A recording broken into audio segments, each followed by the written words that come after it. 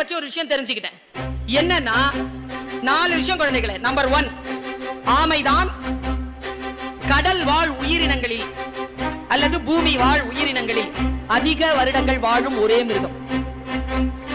அதாவதுங்க 300 இருந்து 600 வருஷம், 600 இயர்ஸ் வாழுதுங்க ஆமை. அதை என் வீட்டுக்குள்ள புக கூடாதுன்னு நீ சொல்லி இருக்கிற. இன்னொரு ஒரு விஷயம் சொன்னீங்கன்னா நிலம் நகர்ந்துரும் உங்களுக்கு. கடல் வாழ் உயிரினங்களிலேயே அதிக கிலோமீட்டர் பயணம் செய்யக்கூடிய ஒரே பிராணி ஆமை. அது எப்படிப்பா? திமிங்கலம் கூட அவ்வளவு போகாதாம்பா. அந்த கால எல்லைக்குள்ள 50 வருஷம் திமிங்கலம் வாழுது, 50 வருஷம் ஆமை வாழுதுன்னா திமிங்கலத்தை விட ஆமை தான் ஃபாஸ்டஸ்டா நிறைய பயணம் பண்ணுமா. அப்புறமா தான் தமிழ் மரபு சார்ந்த நூல்களை எடுத்து பார்க்கும் பொழுது கடல் வழி பயணம் செய்த தமிழ் மாலுமிகள் ஆமையினுடைய பாதையை தன்னுடைய சுக்கானை திருப்பி ஆமை பாதையோடு பயணித்தார்கள் என்ற குறிப்பு எனக்கு வருது. ஆமைகள் அப்படி எப்படி ஃபாஸ்டஸ்டா போகுது. இன்னொரு ஒரு செய்தி பாரு, சிட்னில இருக்கும் 45 நாள் தான் முட்டை போடுறதுக்கு, 45 நாள் தான் இருக்குன்னா சிட்னில இருக்கிற ஆமை வாழ்க்கையில எங்க முட்டை போடுதோ அந்த இடத்துக்கு வந்துரும். இப்ப கன்னியாகுமரியில முட்டை போடுதுன்னு வச்சுக்கோ, சிட்னில இருந்ததுன்னா கன்னியாகுமரிக்கு வந்துரும், 45 நாள்ல வரும். அது எப்படி எது ஸ்விங் பண்ணுது? 45 நாள்ல எல்லாம் ஸ்விங் பண்ணி வரவே முடியாது. உள்ள எடுத்து பாக்குறேன் குழந்தைகளை, இங்க பாரு, யார் ஜெயிக்கிறாங்களோ அவங்க கிட்ட ஒரு ஸ்ட்ராட்டஜி இருக்கு, ஒரு டெக்னிக் இருக்கு.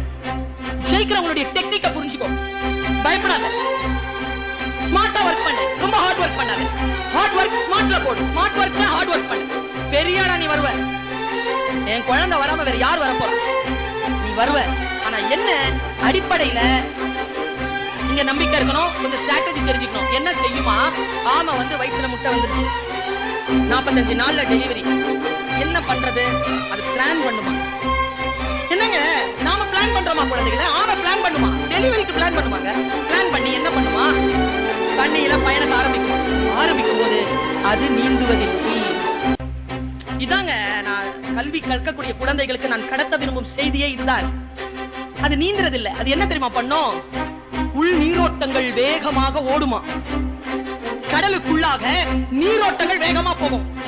அந்த நீரோட்டங்களில் அது தன்னை இணைத்துக் கொள்ளும். அந்த நீரோட்டம் போற, நீங்க ஒண்ணும் இல்ல, ஃபைண்டிங் நீமோ படம் பாத்தீங்கன்னா இது தெரியும்.